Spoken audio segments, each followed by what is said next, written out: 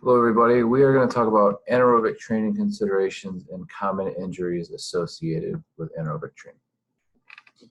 So learning goals, we're going to understand the importance of concurrent training models on adaptations, identify the impact of age and sex on resistant training adaptations, understand the concept as well as signs and symptoms of overtraining syndrome, understand the impact of detraining, identify and understand the pathology behind common injuries associated with training. So concurrent training, although many different types of modalities and techniques can be used together in a comprehensive fitness regime, some adaptive conflicts exist that warrant extra program deliberations. Recalling the principles of training specificity, anaerobic and aerobic training induce distinct neuromuscular adaptations. The adaptation response is specific to the intensity and the time-tension relationship, which is where the problem lies when combining aerobic exercises with anaerobic strength, hypertrophy, or power training. Aerobic training, for example, increases mitochondrial and capillary density and decreases the quantity of glycolytic enzymes for more oxidative enzymes. In contrast, anaerobic training reduces mitochondrial density and marginally impacts oxidative enzyme concentration, but dramatically increases activity and concentrations of the glycolytic and phosphagen-related enzymes. Initially, both training modalities will induce the transformation of fast-twitch type 2X muscle fibers into type 2A fibers, but endurance training reduces mass over time. This effect results from different hormonal responses to the two training modalities, where anaerobic training elicits a greater anabolic hormone release. Aerobic training stimulates the more catabolic adrenal hormones as more energy is needed. So concurrent training is explained by conflicting changes, enzyme and hormone activity, muscle fiber activation patterns, mitochondria and capillary density. Anaerobics, the primary goal, lift first, perform intermittent drills for cardio. Aerobic is primary goal, adequate cardio volume first, complementary lifting for movement and metabolic economy, and simple caloric expenditure is main goal. Lift first, then run. So try to split those systems up. For older adults, older adults have lower power output, lower by 40%, so 40% less than your average, and have faster fatigue rates. They have losses in speed, range of motion, stability, and balance increase the risk for falls, and resistance training limits impact of sarcopenia and thwarts detriments to functional independence. So age-related reductions in concentric and eccentric maximal contractile force occur in men and women alike, with no difference between the gender groups at any particular velocities. Gender-specific age-related declines in strength for men and women have been suggested to be 30% and 28% for concentric contractions and 19 to 11% for eccentric contractions. Interestingly, when compared to similarly aged matched men, women tend to demonstrate a reduced rate of decline in eccentric peak torque with age, while experiencing an enhanced capacity to store and utilize elastic energy. Children and adolescents, resistance training does not stunt growth. Body weight pushing, pulling, climbing, and ballistics are recommended. Short burst action is preferred over continuous work, and engaging activities and considerations for thermo regulation. So making sure that the individuals are not in the heat for too long, understanding how to cool the body down, and games like tag would be more optimal for kids than something like weightlifting. So gender and sex, females possess 40% lower total body strength on average. Females tend to have lower quantities of lean mass, and hormone dictates the difference. Men have 10 to 15 times more testosterone, which increases lean mass and also lowers fat production and also increases strength. So based on gender and hormone levels, individuals can have lower or greater strength. Both sexes are receptive to resistance training adaptations.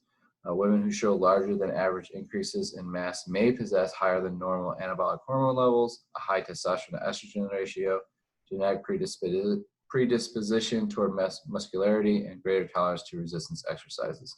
So there are going to be females who can show larger than average increases in mass.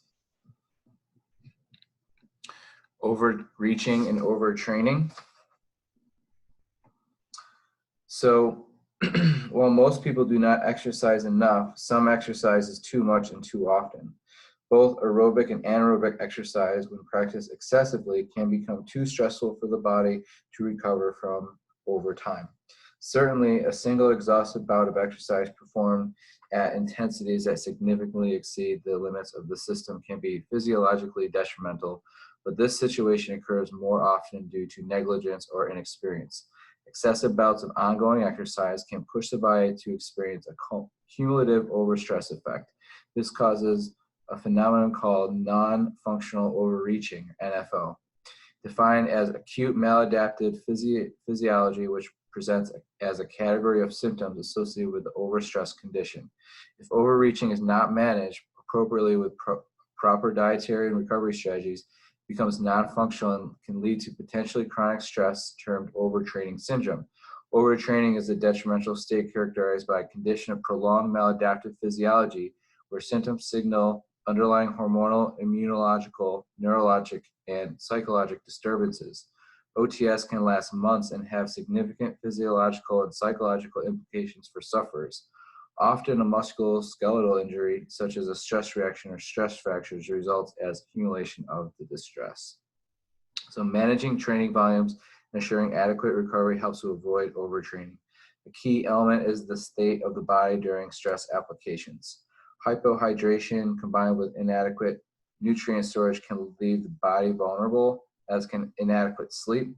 Additionally, a rapid return or shift to high volume intense training following periods of not training or working at low volume intensity can quickly result in NFO or overreaching and related musculoskeletal injuries. Due to lower training volumes used in personal training, overtraining syndrome is less frequent issue but among fitness competitors and endurance athletes, NFO and OTS are common. Literature review suggests that there are more than 100 signs and symptoms of NFO and OTS, but fatigue, performance decline, and mood disturbances are the most prominent and are always included.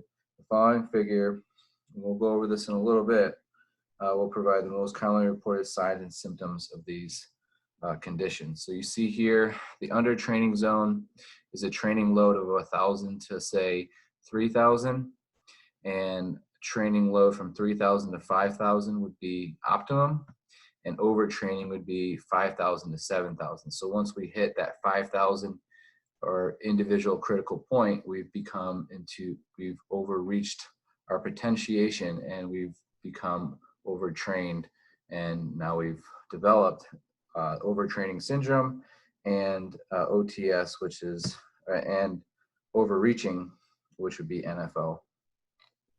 So overreaching and overtraining. So common OTS symptoms include persistent heavy, stiff, and sore muscles, consistent over multiple days, not the same as delayed onset muscle. Delayed onset muscle, let's see here, DOMS. Delayed onset muscle soreness, there it is. Persistent fatigue, washed out, burned out feeling, decreased performance capacity, intensity, ability to maintain the training regime, increased susceptibility to infectious colds, headaches, nagging, somewhat chronic injuries, sleep disturbances, decreased mental concentration and restlessness, increased irritability and depression, heart rate variations, bowel movement changes, loss of appetite, and absence of menstruation. So these would be overtraining symptoms. Overreaching and overtraining. So here would be some reported signs and symptoms from the sympathetic nervous system. So performance decrements, you start losing your performance, you're easily fatigued, you have restlessness, you disturb sleep, weight loss, accelerated resting heart rate, delayed recovery, and this is all associated with anaerobic activity. And then you have parasympathetic, which would be performance decrements, easily fatigued, depression, inhibition, sleep undisturbed, constant weight, Cardiac, decreased heart rate, good recovery capability associated with aerobic activity. So you do have some good stuff here on the other side, but your weight is staying the same, sleep is undisturbed. These can be some parasympathetic overtraining symptoms. Detraining, so resistance training. Detraining represents a deconditioning process that reverses the adaptation gained from previous exercise participation. Once the application of stress is absent or reduced, the muscle begins to return to its pre-trained state. Anaerobic training adaptations have better residuals than aerobic adaptations. Exhibiting a slower reversal rate, detraining due to the cessation of resistant stress causes reduced muscle fiber size, increased body fat, increased capillary and mitochondrial density, decreased anaerobic enzymes, loss of strength, power, and endurance, and reduced neuromuscular efficiency. Detraining, aerobic training, losses are rapid, as little as 7 days. Reduction in VO2 max by 1 MET in 2 weeks. So, for example, I trained my VO2 max up to about 52. And as soon as I stopped training VO2 max training, the next time I tested it, it was like already down to 48, and then it went down to 46, and then it went down to 44. And now I'm going back in training. Now it's back, I think, like 46 right now. So I'm trying to get back up to 50. Reduce mitochondrial capillary densities, reduction in hemoglobin, cardiac output, and stroke volumes are reduced. Dealing with common injuries, protect, rest, ice, compress, and elevate. This used to be called RICE. Now they have P there, protect. So price, protect, rest, ice, compress, and elevate. So protect your injury, rest your injury, ice it, compress it, and elevate it. And then when you're not doing that, make sure that you are moving it and you are going through its full range of motion without pain, and make sure that you're not just like keeping it still the entire time unless you're instructed to. Strains and sprains. So a strain is a tear, overstretch of muscle or tendon. A sprain is a tear or overstretch of ligament. So a strain is tendon related or muscle. Sprain is ligament related. So it takes longer to heal. There's less blood that can make it into a ligament, and the ligament is connected to the bone. And so you're going to have a lot more muscle. You're going to have a lot more blood going into the muscle and tendon, which would be easier to recover from. Causes: heavy lifting, joint instability, poor mechanics, rapid CODs, muscle imbalance, overstretching, inadequate warm-up.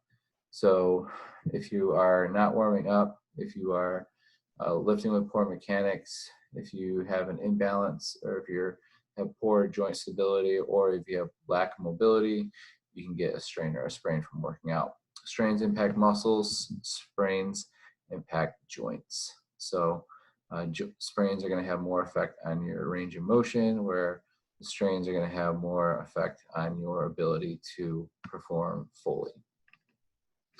Lower back pain. 90% of adults experience lower back pain, acute or chronic. So it's basically the #1 disability in the world, or the #1 cause of complaint for pain is lower back pain. Conditions that impact bones, nerves, muscles, discs, or tendons of lumbar region. Excess stress, overuse, muscle imbalance, poor flexibility, overstretching. So people that do too much twisting or too many back bends, people who don't move their vertebrae one vertebrae at a time, people who don't articulate their back, people who sit in a hunch position, people who do too much bench press, those things, squatting with the wrong form, having inadequate mobility, these things can cause lower back pain, which can lead to sciatica, scoliosis, and lumbar stenosis. But scoliosis can be something that you're born with. Sciatica, you can develop by having, very tight muscles, which leads to eventually nerve pain. So shoulder impingements. The rotator cuff tendons are entrapped under the acromion, caused by repeated overhead movement, improper lifting technique or posture. and shoulder girdle instability, rotator cuff weakness, and tight posterior capsule. So it's really important to work external rotation overhead, internal rotation as well. But as you see, as a handball sport enthusiast or a water polo individual is throwing a ball here, you know, they need to have that shoulder ability. So a lot of swimmers will have shoulder impingements. People who play overhead sports like volleyball, baseball, that type of thing might have shoulder impingements.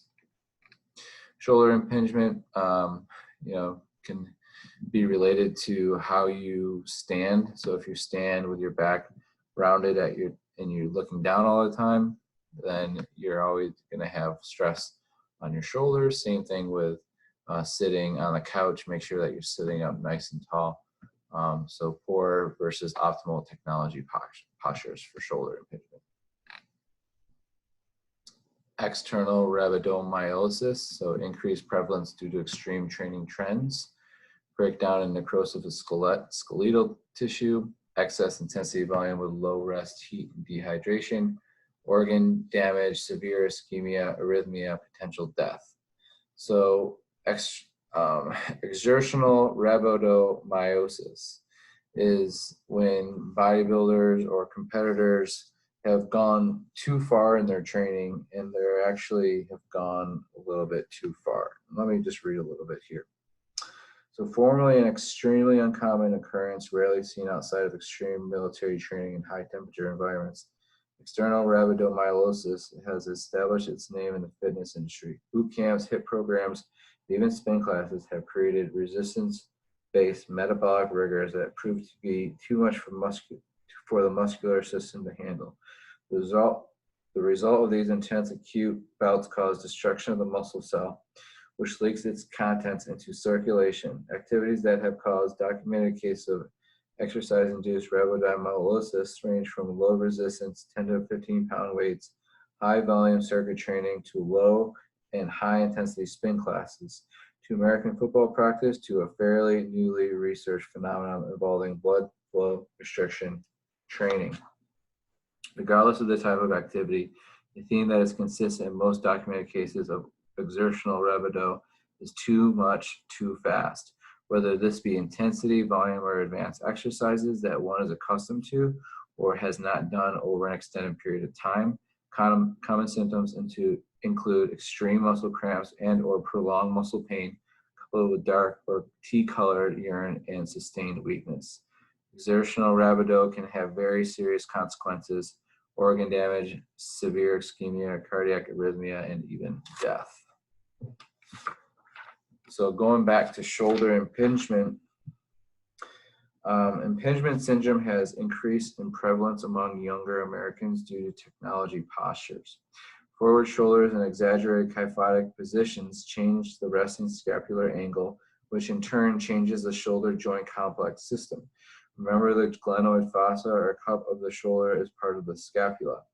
Underactive rhomboids and the lower fibers of the trapezius muscles further contribute to a progressive anterior migration of the humeral head. Shoulder flexion with internal rotation, overhead kettlebell swings, and close grip upright row should be avoided, as these coupled joint actions increase the risk of subacromial impingement syndrome. To promote proper shoulder balance, an even greater emphasis should be placed on internal rotator cuff mobility and scapular stabilizer muscle function. If pain occurs during shoulder movements, the activity should be discontinued immediately and replaced with actions that do not present discomfort. If shoulder discomfort continues, then you might want to ice, and anti-inflammatory medications can be used to reduce swelling given to provide recovery. If the pain continues past 10 days, a medical professional should evaluate the injury. Therapeutic exercises for the shoulder complex strengthening and range of motion may improve the condition and may be prescribed by a therapist, like your controlled articular rotations. Most people who experience impingement syndrome find relief with medication, corrective exercises, and temporary avoidance of repetitive overhead activity. Those suffering from chronic impingement syndrome should be evaluated for musculoskeletal damage and perhaps more specifically rotator cuff injury. And that's going to do it for today, everybody. Thanks for watching.